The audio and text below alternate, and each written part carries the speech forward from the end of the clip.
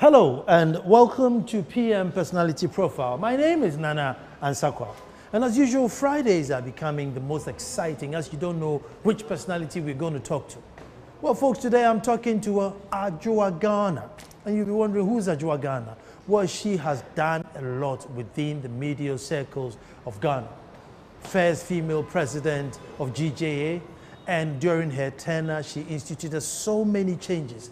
She's won awards in Houghton, the Order of the Volta.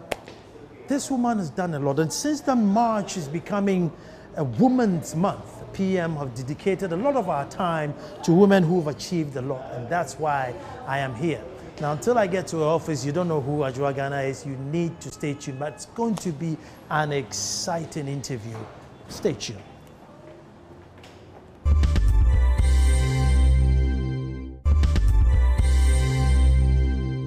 Well, hello, and finally I am here.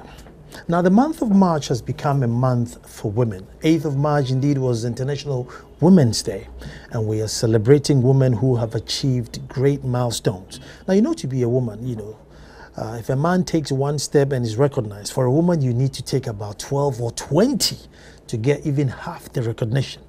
But there are women among us who have achieved great heights, and we need to fish them out, celebrate them, and glorify them. Because indeed, if this mission becomes successful, Ghana or in any country in question will be a very, very good place to live.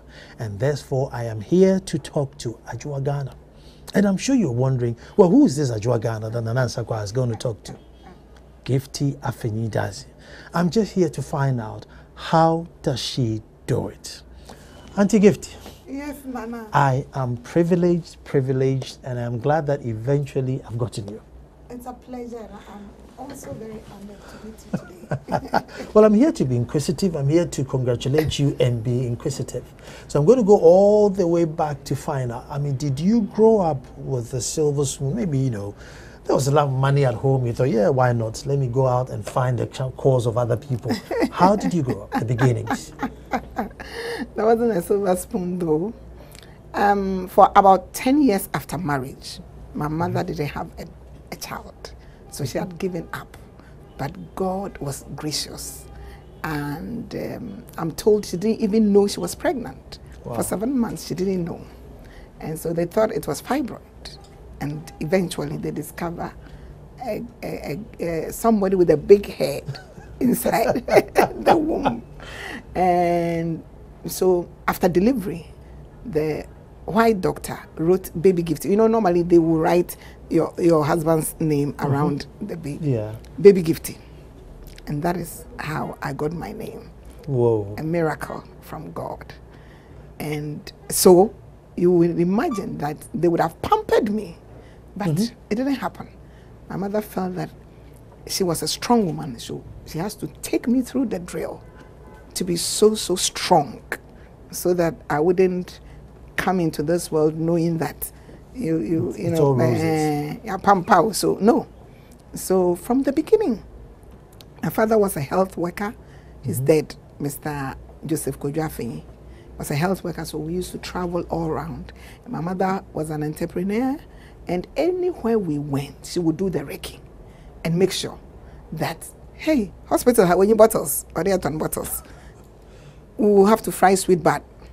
We'll do plantain, fried plantain. And I would go with the helpers to go and sell.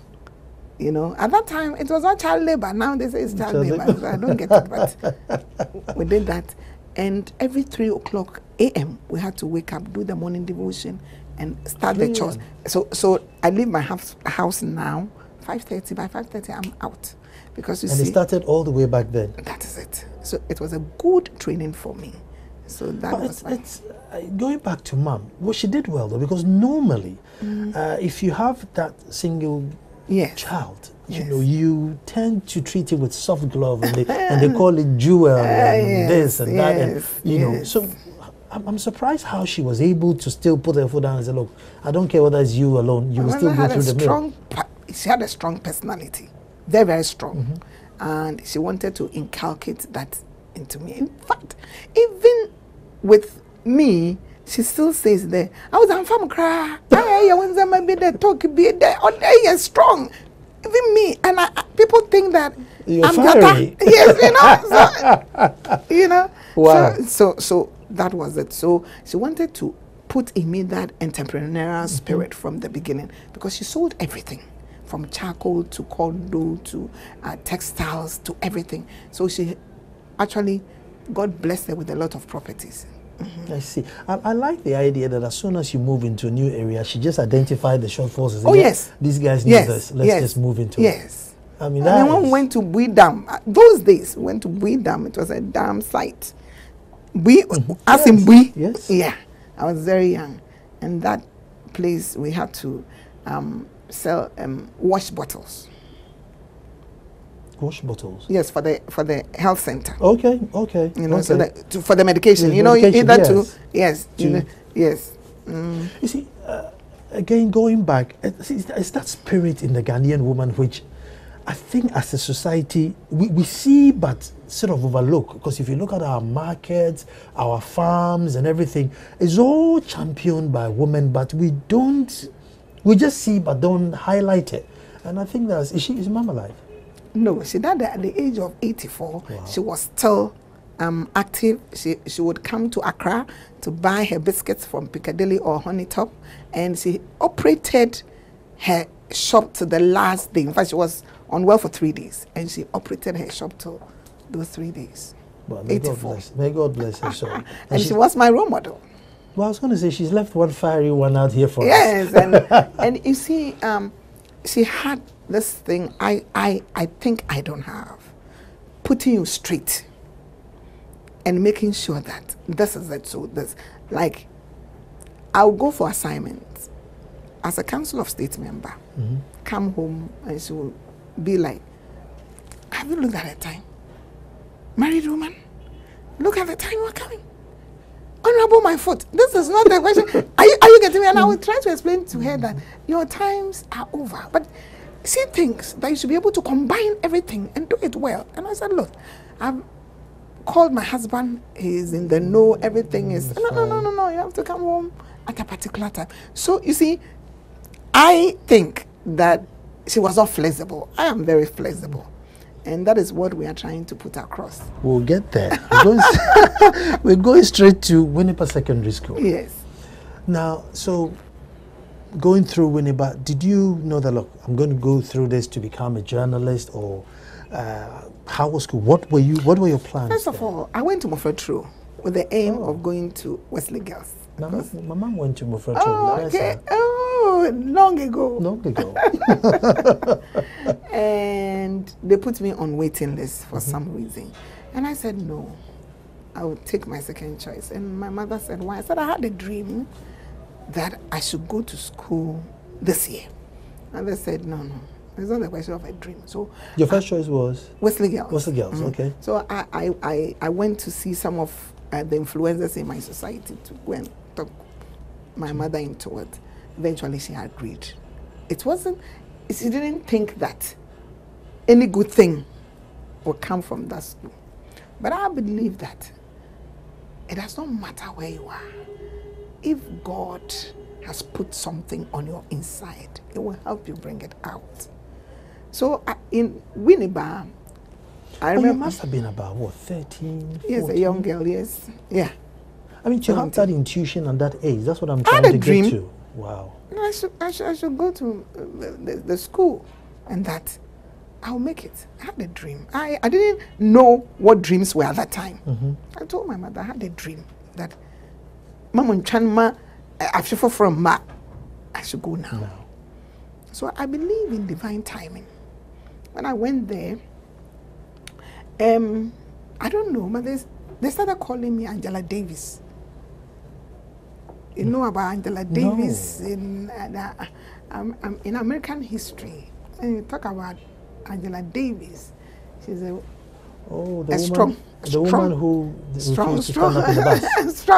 strong woman. And I don't know how I got that name. And everything that the guys were doing, I was matching them. I was in the hockey team, and we played and everything. But I realized that I always will insist on the truth. even we're in a group and we did something, I will always own up that Nana did it. This guy did it. Somebody did it. So straight away, I knew that I was not a normal person. Except that once in a while I'll play the truancy and you know. But now the blood of Jesus has cleansed me. So hey, that's fine. That's fine. So through Winneba, I mean, was your dream to become a journalist? Yeah, my auntie Ketabam, she edited the Ideal Woman. Okay. Those days, Ideal Woman, and I saw the way she was forthright and she was strong. And when they met as a family, the way she comported herself and did everything, I said, oh, no, I see myself in this woman. So my mother wanted me to be a midwife. Okay. So she put in me that you have to be a midwife, and she even built a mansion for me to practice there. Wow. So there again, I had to consult some people to go and talk to her. But it is not. So with some hesitation, she had to agree. My uncle, the late C.C. Higgin, was very instrumental. I said, no, Gifty obey. And when I went to the Institute of Journalism, God was merciful to me. I did so well during my internship. Even during the internship, anywhere that I went, they wanted me to stay. GBC took me on 2 months. GNA took me on 2 months times. So before I could even write the final examination, I had an offer from GBC Times and Kobus Motors. Wow. Wow. So I knew God was charting a path for me, though at that time I didn't really know him. But so after the exam, which of the institute did you join? GBC. GBC, I was there for about 20 years. Wow. And I started as an assistant reporter. Those days, you go as an assistant reporter, then you come to reporter, assistant editor, then you go to senior editor. So I resigned to take up the position of the president of the Ghana Journalists Association, because at that time, the media landscape was not that flexible, and I couldn't have worked at a state institution and also get the latitude and be vocal. Let's go back to GBC, because I am told that once upon a time, even if you worked in BBC, they used to come to GBC to see the setup, because the setup was so prim and proper that it was something to come and see. I have a bias. I think that even now, no station can match GBC. No, I mean facilities. You might have the facilities, but if you are talking about professionalism, I have been the president of Journalists Association for a long time. I used to be, and I know the dynamics. The things that we wouldn't have done now, everybody is doing it. I mean, there is no way you are exhibiting something today. You are looking at me and we are having a conversation. Now, if this were to be radio, I don't know whether you still would have done that. But we were taught that is a conversation, even if you are not having a direct, you have to focus, so that if the person is making an allegation or something, your mind is there, and straight away you take the person not off guard but on guard, so that you can, as it were, make sure that the person corrects the mistake. But now it's not like that. People sit behind the console, either they are eating, they are chatting, you are on air, and somebody is talking and you are not following, and so the person will come on and say, am I still on air? And sometimes I get irritated. Because you should always engage them. That is it. It is interactive, And so GBC, I got to a point that I was handling the economic desk, financial news. At that time, the media landscape was said to be docile and domesticated. And I remember I wrote a story, Foreign Exchange Markets in Turmoil. That was my headline. My program was taken off air for 6 months. That is why when I became the president of the Journalists Association, we were fighting for more media freedom, So now, just because of the that is it. now, because of the existence of the National Media Commission, one of their objectives is to insulate government, insulate the media from governmental control. And is working. Now, you cannot go and take anybody's program off air. But those days, it was you had to choose your words because somebody somewhere will be aggrieved. You seem to have answered my question before, because I was going to say that, with all the structures and advantages that GBC have, I don't know whether it's governmental influence or if it's just institutional, but they seem to stifle themselves from competition, from we don't do this, we don't do that, because I think competition-wise and revenue-wise, they should have been really up there with the big boys. Yes, but you see, the monopoly has been broken now. They don't have the media monopoly. It used to be that everybody waited for the gong, gong, gong, gong, gong, gong, gong, gong to listen to the news. Now we have a tall many of news you can choose from.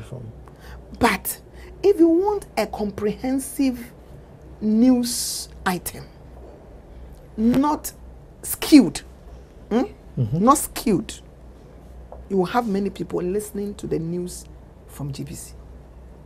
Okay. Are you getting it? Because yeah, as at now, that thing is there that you have to bring a comprehensive story. If you don't get the other side, you will hold on for some time. So it's like it is in the national interest. Are you getting me? Yes. Yeah. And that thing is inculcated in you. And so, as I sit here, any news item I read, even from the newspapers, I want to know the other side. I want to know how you have taken every embellishment out of it. Let me make my own decision. Don't force me to. So that is also inhibiting, whatever they are doing. I'm laughing because they say I'm very opinionated in broadcasting. They say I'm very opinionated, so baby, I won't make it through GBC. I won't make it through GBC. The other thing is, here you are, well, it has all these structures and everything, but you're safe. And you're moving to become president of GJA. And you're the first woman to go and do it. We live in a society where you would have to build a skyscraper before they say you laid a foundation. Wasn't it scary? I'm going to take a break. When we come back, we'll find out.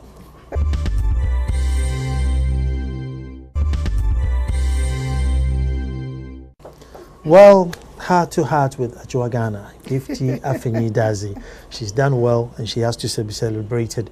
But just before we went on the break, I just wanted to find out, here you are, 20 years in GBC, you're guaranteed your wages. Well, they can say don't write this headline or not, but you're still safe. But then you're moving into uncharted waters to become president of GJA. And you're a woman. No woman has held this position before. And at the time, it was even worse than it is today, where, oh, she's a woman. I know. Weren't you scared of this challenge? No, because I had been the secretary of the Association of Women in the Media, went on to become the chairman of the Greater Accra branch of the Journalists Association. And by the grace of God, I met my mentor, Cabral Blair. I'm here. I don't believe that any man who wants to mentor a lady needs something from the lady. Cabral never, before God and man, solicited anything from me. Cabral felt that I had something that I could be his vice. So when Cabral was going to contest for the GBC presidency, Ambassador Cabral now, when he was going to contest the presidency of the GBC, he approached me. In fact, I even declined. I said, oh, it wasn't my time. I said, no, Gifty, this is the time. And Cabral felt that it had gotten to a level that I had to come in. I have a style, interactive and all-inclusive, in management. So Cabral thought that in that phase of the struggle, I had to be there. And so we contested. And so I became the first woman vice president. Okay. And so when Cabral exited, then the battle became tough. Now, Cabral is going off the scene. But I remember when Cabral introduced, he said that I was the John the Baptist. I have prepared the way. The woman is coming, and you know, the man, it is a male-dominated field. Yeah. And the guys were apprehensive. Is Gifty going to there? And I remember Kweku Sechiado was going to be my vice. Okay. But he opted out. And we did a lot of Q&As. And what they wanted to get off my chest was, you know, like people will ask all sorts of questions. And they knew that I could be very boisterous. So they wanted to get it off my chest. And I remember when we were doing the Q&A, I stood on the table and held words. I said, this is what we don't want. We want to get it off you because you are a lady, you are coming, and the guys will make fun of you. Lo and behold, we went around every region. The GJA is national. Yeah. So you go to every region and they will ask all the questions. But fortunately, there were some guys who also believed in me. Like Joe Bedouansa, you know, well built, Honorable Joe Bedouansa, we called him Wayo at that time, and he was my bodyguard at that time. You know, we went like a real campaigning team. And we went with strategy with the guys and the ladies. So, but unfortunately for me, my competitor was way ahead in terms of age and work experience. Okay. You know, but I was determined to break through. Who was your competitor then? Mr. Harry Monzalas is late now. Okay. He was at GNA. My only cross was that they said I don't behave like a journalist. I don't do anything like a journalist, because my theme for the campaign was that we were at the crossroads. We have to cross.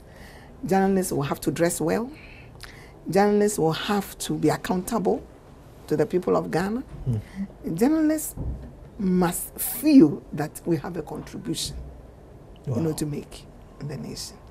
And people also knew that we had just started business, so they thought that, hey, you are coming to use the GJ for your own personal gains. But no, what we spent is not what I can say we reaped. But for me, it was a struggle. Women were not many in the media at that time, but the men.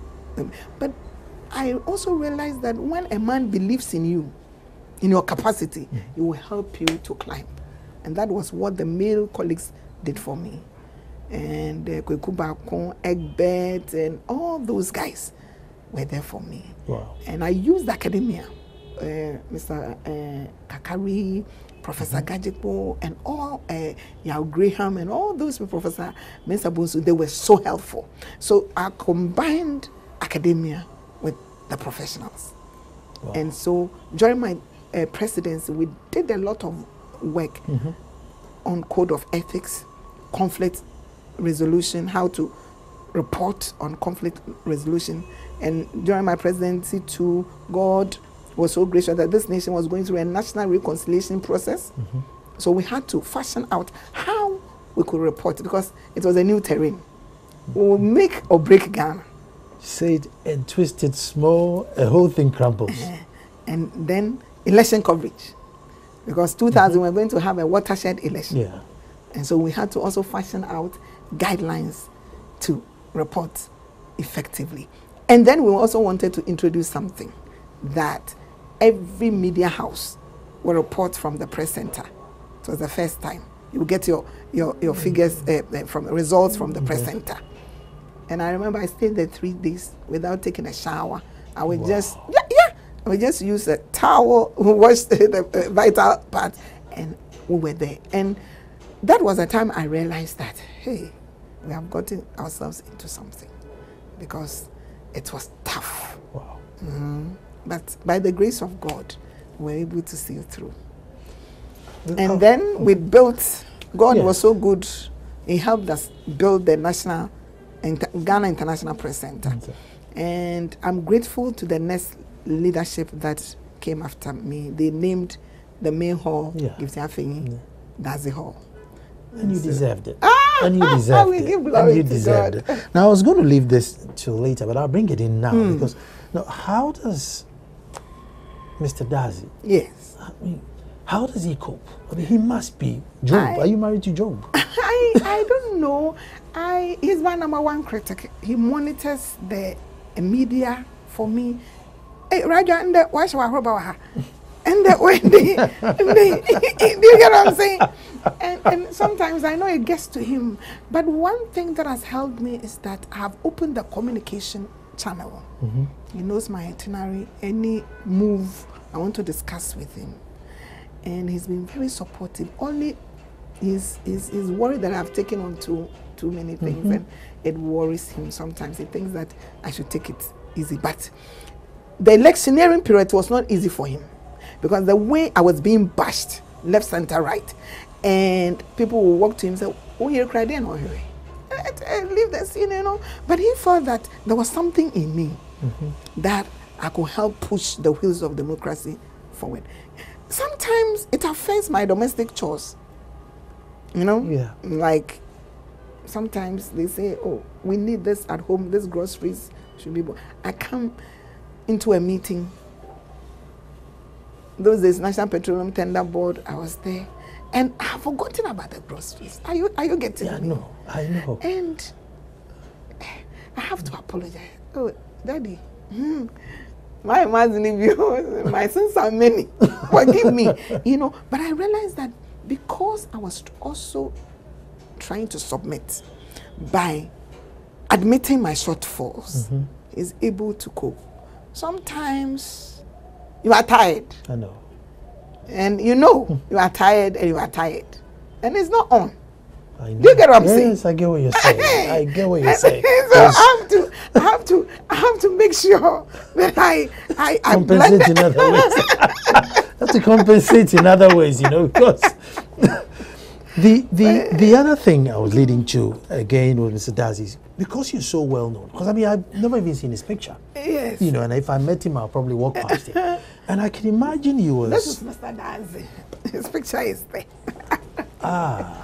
You can walk past him, yeah. Yes. Yeah, he's a very cool guy. Because I can imagine if you were at a ball or banquet, and people would just walk past him and just come and say, "Oh, hello," and everything. And they hug me and they give me thinking, a peg, you know, "Hello, I'm here." Yes. you know, and you know, invitation cards, gifty and spouse. And sometimes they write Mr. and Mrs. Affenyi Dadzif, and Affenyi is my name, and I negotiated to keep it there. So how can you just go? And sometimes I feel so bad, you know. So, but with time, he's getting used to. So when he has that invitation, Mr.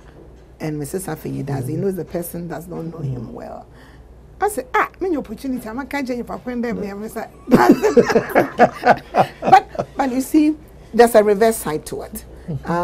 Sometimes he goes to a place and they give me a reception, all right. But when he mentions that, "Oh, I'm so and so," and so it comes with the glory.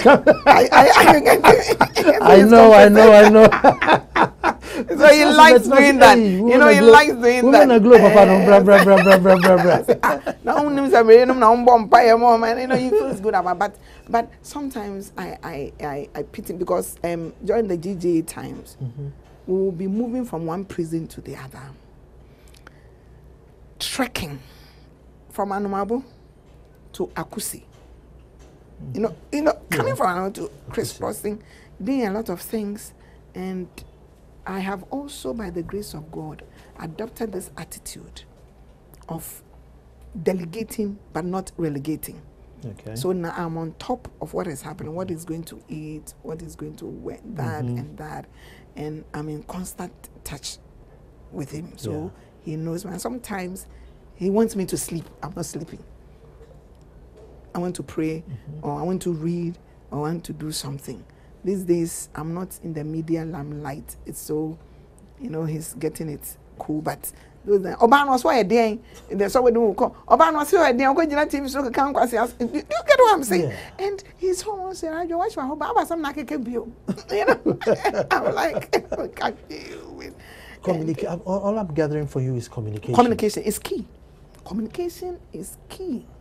You know, communication is key, because in our kind of profession, if you are not transparent, if there is no trust, you cannot stay married.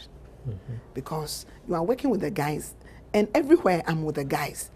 And you're not there too. I'm not there too, you know. So he knows I'm going out with Nana, I'm going out with famous this and this and this.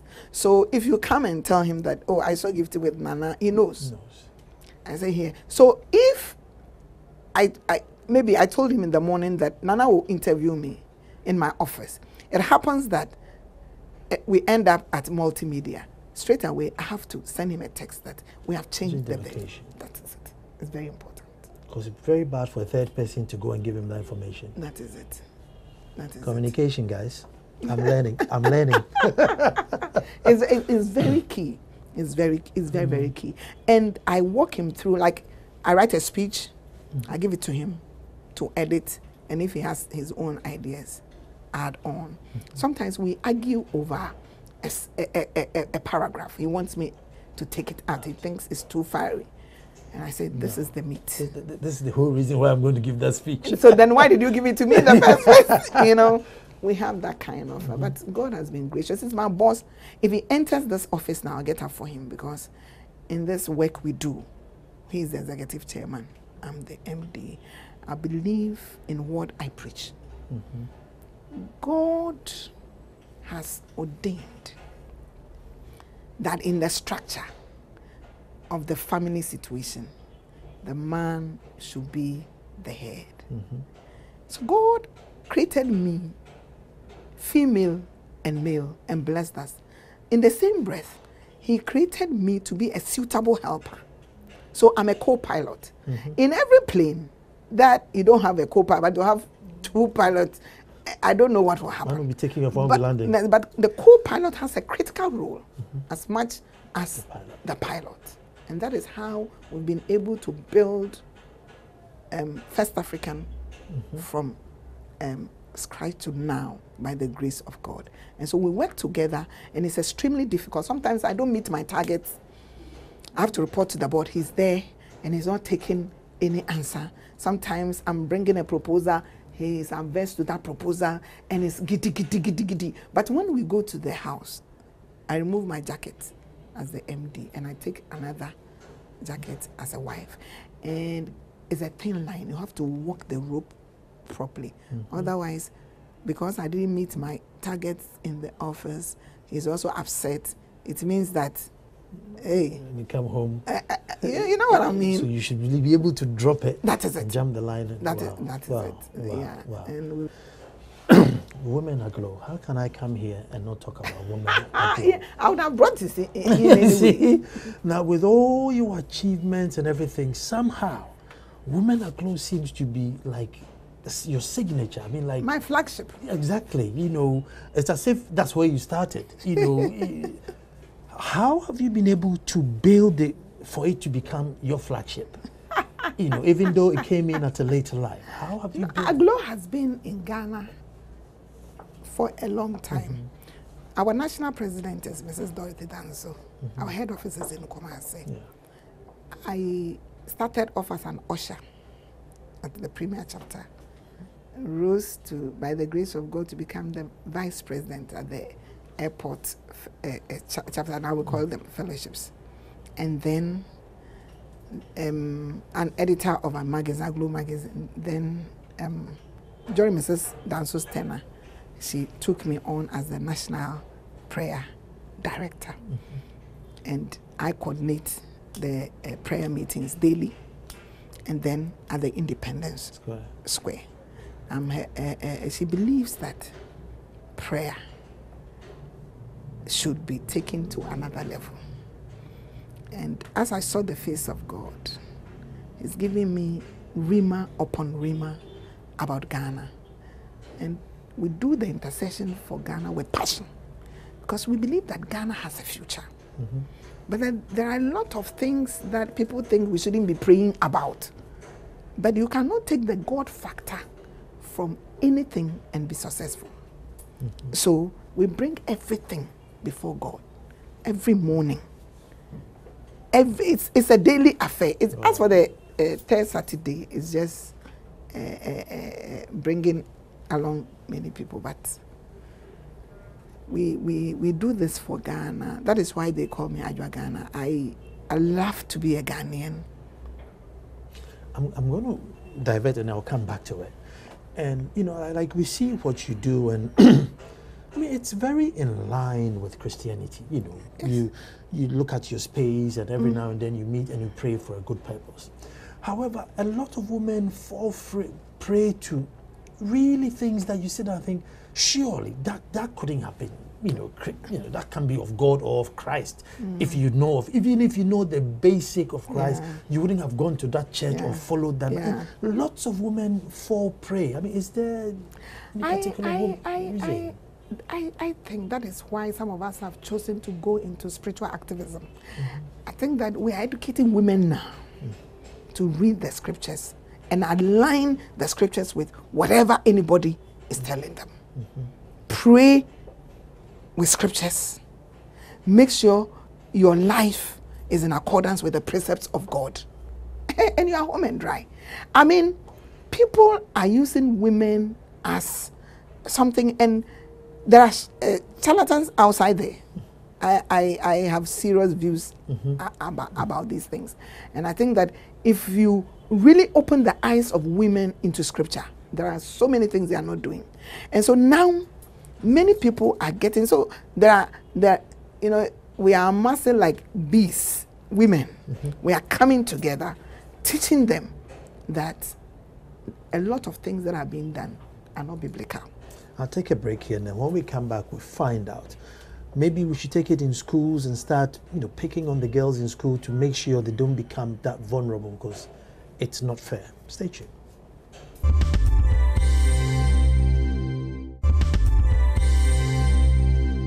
Well, welcome back, and you know, this, I wish I had 2 days, you know, with Auntie Gifty here, because there's more, but just before we went on the break, we're just finding out why it is women seem to fall prey or become more vulnerable when it comes to these charlatan preachers. And I don't know if it would be taught in schools or where you could catch the women before they fall into this prey, because obviously, you know, your society or your group is doing what, you know, it's supposed to be done. Yeah. We are teaching women to teach their children. First of all, we are teaching women not to put pressure on their girls to get married at a tender age.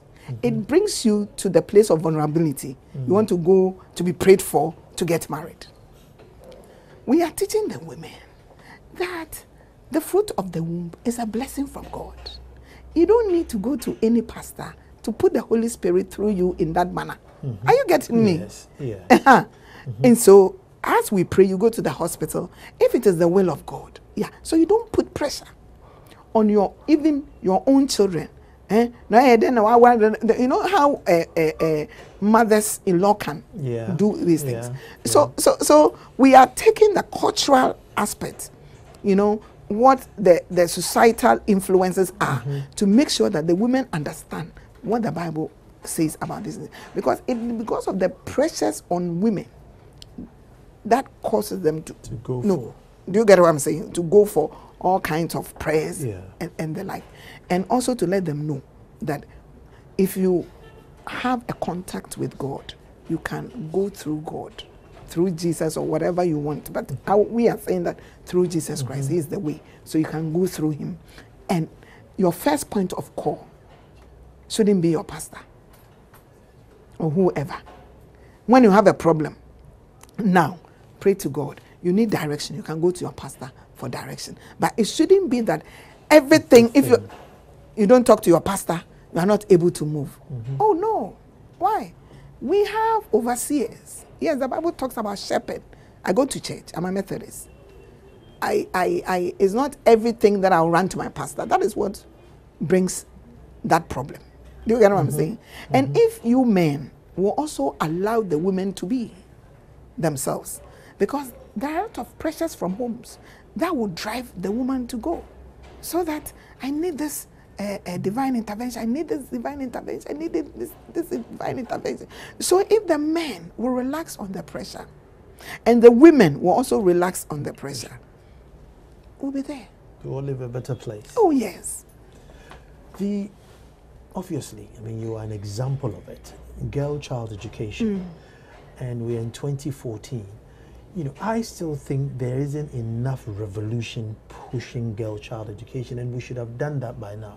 Because, I mean, if we have every woman being like a Ghana, they will automatically look after the offspring, who look after the offspring, and you then don't even have to chase a woman to go to antenatal care because she's educated to know. You don't chase a woman to take their child to school because she's educated to know. So why aren't we championing that girl-child education? I think that is a struggle. We haven't gotten there yet. But if you realize there's talk more now about the girl child. Admittedly, more girls too are in school. In school, and they are doing extremely. They're beating us, the boys. Well. Maybe that's why we keep them out of school. So please, let the men keep out from raping them and getting them pregnant, and let them facilitate their training. Let not sugar daddies disturb the girls. Let them be confident to study. I believe that even the Bible says in Ecclesiastes, there's a time to be born, a time for this, a time for this. There's a flow. Many girls truncate whatever they are doing because of another man's pressure. Do you hear what I'm saying? So it's a societal issue, and we have to attack it in that form. Governments have come and gone. Everybody is doing something. But Kwejiagri says that if you educate a man, you educate an individual.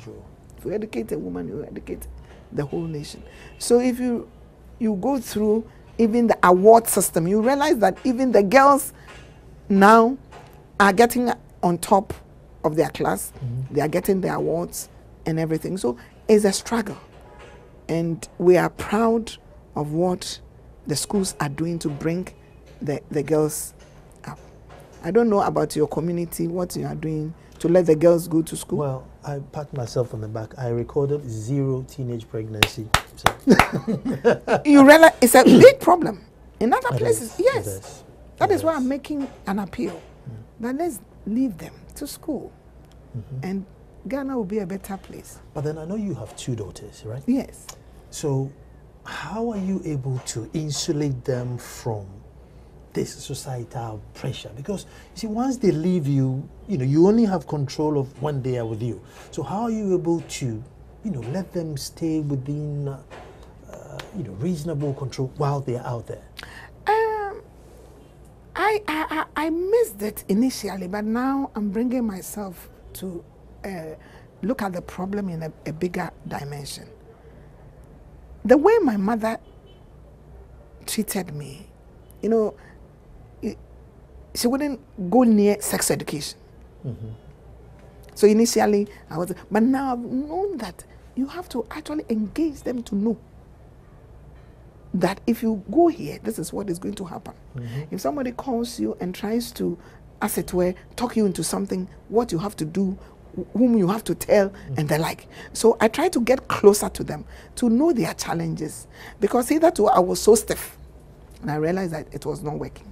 So now I try to know their friends, whom they are going out with, whatever they are doing, so that I'll be able to have a grasp on whatever they are doing. So that at least they'll be able to talk to you. Yes. Hitherto it wasn't like that.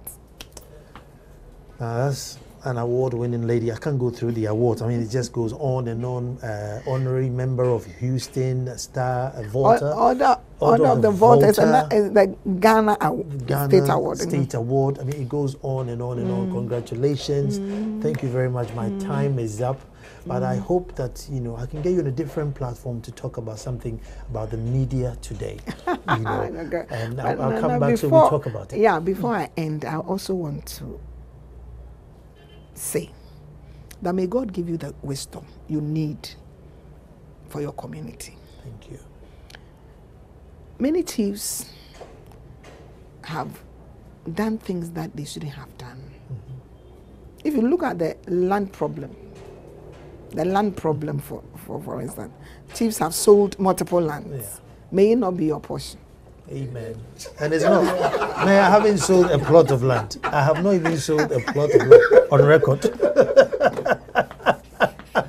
But I'm getting all my blessings. Hey, Yes, may it not be your portion. May it not be said that Nana took whatever these people gave him and squandered them. No. Amen. May it be said that when Nana came, he brought development. Amen. When Nana came, they forced to bring a lot of things that should have been brought earlier. Amen. But were denied. You are doing a good job. You are frank. Continue. Thank you. You are bringing out something new. And I think that continue to do it. It is my prayer that God will give you good health. Amen. And long life. Amen. And prosperity. Amen. In Ghana, if I join my hand like this and somebody else does that, together, you bring your strength, I'll bring my strength. We like to hammer on weaknesses and weaknesses and weaknesses. Everybody has a strength. Why don't we work on the strength and commit our ways into the hands of God? People don't like to crawl before they walk. They want to run. That is not it. Hard work, commitment to duty, integrity, plus the God factor will make Ghana rise up. So under God, let us march forward. This is our nation. This is the only nation we have. God is saying that Ghana has a brighter future. Whether we like it or not, Ghana, it is well with you. And it is well with multimedia. Amen. Amen. I'm a chief. I can't cry on camera. So when I leave, I'll say my prayer. Now, until next Friday, that I come to you with a different personality. Thanks for watching and have a perfect week.